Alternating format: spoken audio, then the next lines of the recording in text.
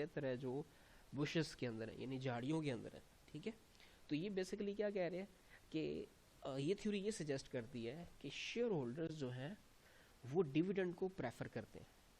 ऐसी कंपनीज जो उनको डिविडेंड देती हैं, अभी उनको रिटर्न देती हैं, वो उनको प्रेफर करते हैं उन कंपनीज के मुकाबले में जो उनको फ्यूचर में जो कैपिटल गेन की सूरत में रिटर्न देंगी उनके मुकाबले में। ठीक है, तो ये थ्योरी ये सजेस्ट करती है कि जो इन्वेस्टर्स हैं, जो शेयर होल्डर्स हैं, वो बर्ड इन हैंड को प्रेफर करते हैं। ठीक है, यानी जो करंट डिविडेंड है वो उसको प्रेफर करते हैं। वो कंपनीज जो करंट डिविडेंड देती हैं, ज़्यादा डिविडेंड देती हैं, वो उनको ज़्यादा वैल्यू करते हैं, और वो कंपनीज जो डिविडेंड नहीं देती हैं, री इन्वेस्ट करती हैं, उनकी वैल्यू वो कम ऑफर करते हैं। ठीक है, तो ये थ्योरी ये सजेस्ट करती है कि मैनेजर्स को डिविडेंड देना चाहिए अगर वो वैल्यू ऑफ फर्म में इजाफे का सोच रहे हैं, वैल्यू ऑफ फर्म में इजाफा करना चाहते हैं, स्टॉक होल्डर की वेल्थ में इजाफा चाहते हैं, तो उनको शेयर होल्डर्स को डिविडेंड देना चाहिए। ठीक है, फिर जो नेक्स्ट थ्योरी है वो है tax preference theory. Again MM theory के अंदर एक अजम्पशन ये है कि टैक्सेस नहीं होंगे, नो टैक्सेस, ये उसकी एक अजम्पशन है, जबकि रियल वर्ल्ड में टैक्सेस होते हैं। ठीक है, अब टैक्सेस कैसे होते हैं? जो डिविडेंड कंपनीज अनाउंस करती हैं, शेयर होल्डर्स को देती हैं, गवर्नमेंट उनके ऊपर टैक्स कलेक्ट करती है कंपनीज से। ठीक है, कंपनीज जो है डिविडेंड में से टैक्स लेस करके बाकी अमाउंट जो है वो शेयर होल्डर्स को देती है। और इसी तरह जब आप शेयर बेचते हैं स्टॉक एक्सचेंज के अंदर, तो उसमें जो आपको कैपिटल गेन होता है उसके ऊपर भी टैक्स लगता है। अब ये थ्योरी ये सजेस्ट करती है कि जो इन्वेस्टर्स हैं वो देखते हैं कि उनको टैक्स बेनिफिट कहाँ पर है। डिविडेंड में टैक्स बेनिफिट है, यानी डिविडेंड की सूरत में कम टैक्स देना पड़ता है, या कैपिटल गेन की सूरत में कम टैक्स देना पड़ता है। तो अगर तो टैक्स रिजीम ऐसी है जिसमें डिविडेंड के ऊपर टैक्स कम है और कैपिटल गेन के ऊपर टैक्स ज़्यादा है, तो उस सूरत में शेयर होल्डर्स की प्रेफरेंस ये होगी कि उन्हें ज़्यादा डिविडेंड दिया जाए।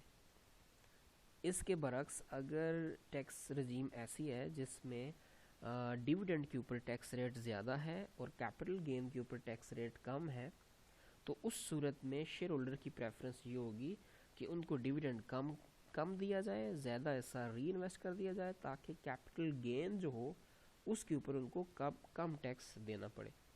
तो आम तौर पे क्योंकि टैक्स रजीम्स दुनिया के अंदर जो मेजॉरिटी वर्ल्ड है उसके अंदर डिविडेंड के ऊपर टैक्स रेट ज़्यादा होता है और कैपिटल गेन के ऊपर टैक्स रेट कम होता है, तो जिसकी वजह से जो शेयर होल्डर्स हैं मेजॉरिटी, वो ये एक्सपेक्ट करते हैं कि कंपनीज जो हैं वो डिविडेंड कम दें और ज़्यादा ऐसा री इन्वेस्ट कर दें, क्योंकि डिविडेंड ज़्यादा देने से उनको ज़्यादा टैक्स देना पड़ता है। तो वो कैपिटल गेन को प्रेफर करते हैं ओवर डिविडेंड, और उसकी रीज़न क्या है? टैक्स बेनिफिट, टैक्स एडवांटेज लेने के लिए, टैक्स बेनिफिट लेने के लिए, टैक्स बर्डन को कम करने के लिए वो प्रेफर करते हैं कि उनको डिविडेंड के बजाय कैपिटल गेन दिया जाए, क्योंकि डिविडेंड ज़्यादा देने से टैक्स रेट भी ज़्यादा होगा, टैक्स ज़्यादा देना पड़ेगा उनको। ठीक है, तो आप जैसे पाकिस्तान में भी देखें तो डिविडेंड के ऊपर टैक्स रेट ज़्यादा है, कैपिटल गेन के ऊपर टैक्स रेट कम है। डिविडेंड के ऊपर 10 से 15% टैक्स डिडक्ट किया जाता है, जबकि कैपिटल गेन के ऊपर आई थिंक 3% है या 4% टैक्स रेट है जो कैपिटल गेन के ऊपर अप्लाई होता है। तो एक तरफ 100 रुपये के पीछे आपको 10 से 15 रुपये देने पड़ रहे हैं, एक तरफ 100 रुपये के पीछे आपको 3-4 रुपये देने पड़ रहे हैं।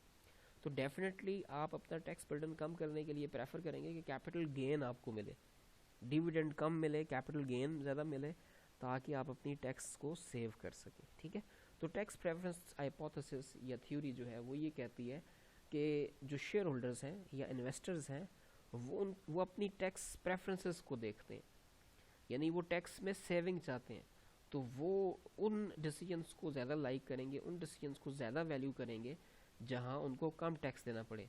तो क्योंकि डिविडेंड के ऊपर टैक्स रेट ज़्यादा है, रिटेन्ड जो कैपिटल गेन है उसके ऊपर टैक्स रेट कम है, इसलिए ज़्यादा इन्वेस्टर प्रेफर करते हैं कि उनको डिविडेंड कम दिया जाए बल्कि ज़्यादा टैक्स दिया जाए। ठीक है, ज़्यादा कैपिटल गेन मिले ताकि उनको टैक्स जो है वो कम पे करना पड़े। तो tax preference hypothesis again suggest करता है कि डिविडेंड कम देना चाहिए, कैपिटल गेन या रिटेन्ड अर्निंग जो है उनको ज़्यादा होना चाहिए, री इन्वेस्ट ज़्यादा होना चाहिए, ताकि शेयर होल्डर्स को कैपिटल गेन की सूरत में रिटर्न ज़्यादा मिले। चौथी जो थ्योरी है या हाइपोथेसिस है वो है क्लाइंटेल इफेक्ट हाइपोथेसिस, ठीक है। अब क्लाइंटेल इफेक्ट क्या है? एक ये जो थ्योरी है ये सजेस्ट करती है कि जो फाइनेंशियल मार्केट्स हैं या कैपिटल मार्केट्स हैं, उनके अंदर जो इन्वेस्टर्स हैं